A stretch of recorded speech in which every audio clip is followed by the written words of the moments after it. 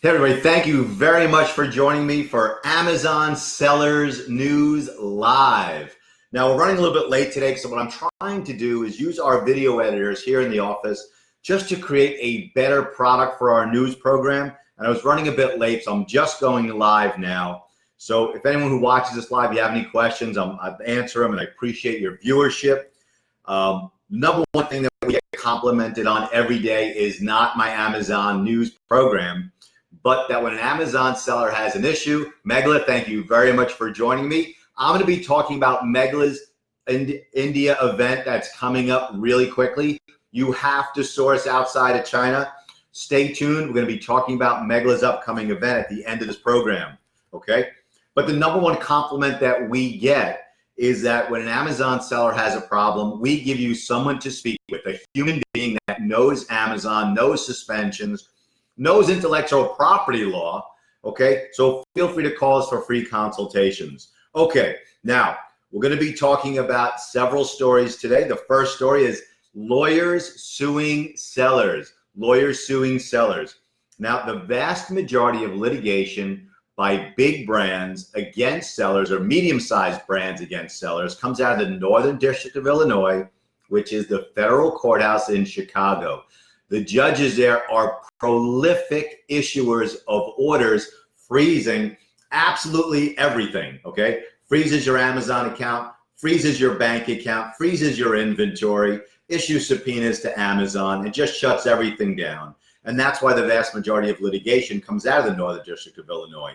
But the second most populous courthouse is the Southern District of New York, followed closely by the Southern District of Florida.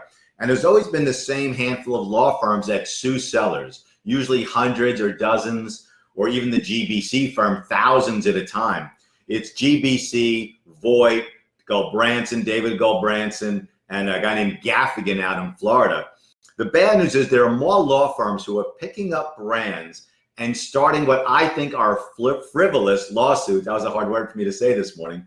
Frivolous lawsuits against sellers. If you have been sued anywhere in the United States, give me a call for a free consultation. We're admitted in New York. We're admitted in the Northern District of Illinois. We have a relationship with lawyers all over the country, and in many courthouses, we can ask to be admitted for your particular case. But as far as I'm aware, there is no firm in the world that has more experience defending Amazon sellers when they get sued in court than me and my team here, led by me and led by Travis Stockman. I hope you're watching this. Travis Stockman is a remarkable lawyer, Fight Club guy, fights tooth and nail for Amazon sellers every day. But that is some of the bad news today. There are more law firms jumping on the bandwagon and suing sellers. Okay, second, there has been an increased number in the calls we are receiving for sellers who are getting dinged for selling restricted products. We saw a huge wave of this about 3 or 4 weeks ago with CBD products. We've seen brands objecting and sellers going down because they're selling brands that Amazon has chosen to protect certain brands. And we're also seeing language that you use when it turns to medical devices, okay? So whether it's CBD, a brand, language that you're using that might be construed to be a medical device, you sellers, you have to be careful. You don't want to get dinged for selling restricted products. Do some research before you invest in your supply, and check again before you list. Make sure you're not selling restricted products. And again, if you need help, if you need a consultation, that's why I've got the phone number above my head, 8779 sellers. We speak to sellers for free every day of the week, okay? So don't be shy. Give us a call with some questions. Now, yesterday, I talked to you about on Amazon Sellers News, the United States Supreme Court decision when it came to scandalous trademarks. Now, in 2011, a company called FUCT, I'm not going to say how it's pronounced, FUCT filed for a trademark, and their trademark was rejected because of what it sounds like when you say that word. Alexis, thank you very much for joining.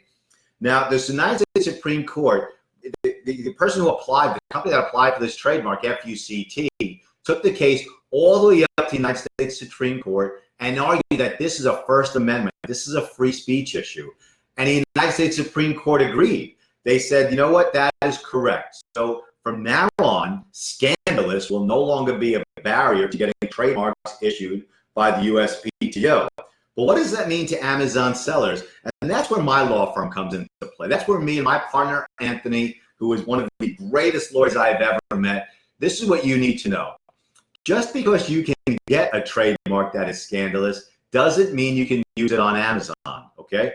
Amazon is a private entity, and it may or may not allow FUCT or other scandalous trade names to be sold on its platform. So don't rush out planning on using, like, profanity trademarks or scandalous trademarks just because you can get them from the government doesn't mean you'll be able to sell those products on Amazon.com or any of the Amazon platforms. So you need to know that. And that's really the news of the day, that the Supreme Court ruling may or may not be helpful to Amazon sellers. Okay, third news story of the day. Big brands retracting their complaints. Big brands retracting their complaints. Our experience when it's lawyer to lawyer or lawyer to brand manager on behalf of our clients is that the larger brands are much more professional about evaluating their own complaints and retracting the complaints that are baseless. And I don't think it's right, but I do think that big brands and other lawyers listen to other lawyers more than they listen to sellers directly. But I want you to know that big brands generally get it. Their job is to protect the brand, to protect the consumer, not to cut off the legs of the sellers. Okay, thank you very much for the thumbs up and the smiley face. I love it. Okay, so if a big brand has asserted a complaint against you and they're just wrong, explain to the big brand why they're wrong, why there is no trademark violation, there is no copyright violation, there is no patent violation, and they should withdraw their claim. Okay, you know what the first sale doctrine is. If you're not sure, go to AmazonSellersLawyer.com, run it in our search bar, and you're going to see a plethora of videos and articles. Okay, we now have what we believe to be the largest depository of free information for Amazon sellers anywhere on earth. So take advantage of that. Visit our website, run a search of whatever issue you're having, or again, call us for a free consultation. Okay, next breaking news story. Amazon, and it is quote unquote temporary, holding your funds. If you are an Amazon vendor and Amazon is withholding your funds, okay, you need to be very careful. Don't let Amazon owe you too much money. If Amazon owes you more than you can withstand them not paying, you have allowed that debt to go too deep.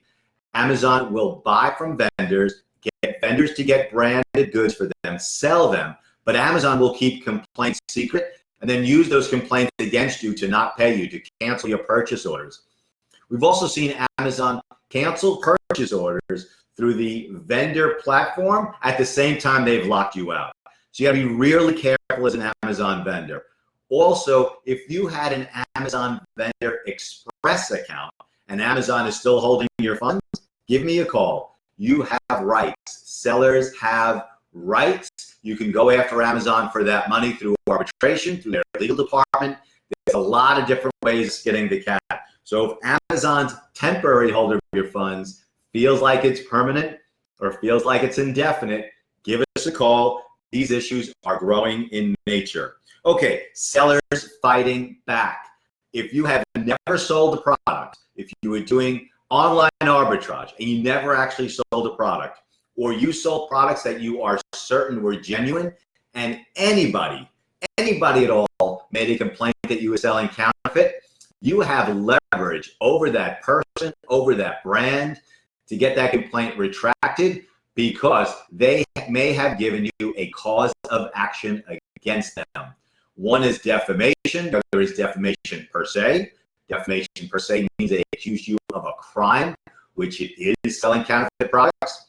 And the second one is tortious interference with contract. So if you were selling genuine products and you're certain they were genuine, or you never sold a product at all and someone made a complaint against you for selling counterfeit products, you have strength, sellers have rights. And again, search on our website. We've shot videos. We held a webinar about this topic, or call for a free consultation for sellers. Now, I want to talk about some absolutely killer events that are coming up for Amazon sellers all over the world, okay? We're going to get to Megala's killer event last. I am saving the best for last. Okay, Midwest Ecom in Minneapolis, July 19th and 20th. It has been ranked one of the top 10 events for sellers in the country. If you're anywhere near Minneapolis, get there July 19th and 20th. If you have to fly in, it is incredibly convenient, okay? There's a lot of great smaller airlines that fly direct into Minneapolis, and it's like a 10-minute Uber downtown, like 5 minutes to get there. It is fantastic, and I urge every seller to get there. ASD, IRC, IMA, and Jordan's Hickory Flats will all be in Las Vegas July 28th to the 31st. Okay, it's going to be an incredible event to source new products for next year, to develop relationships, to get inspired, and to learn tremendously from a huge slate of speakers. In Tel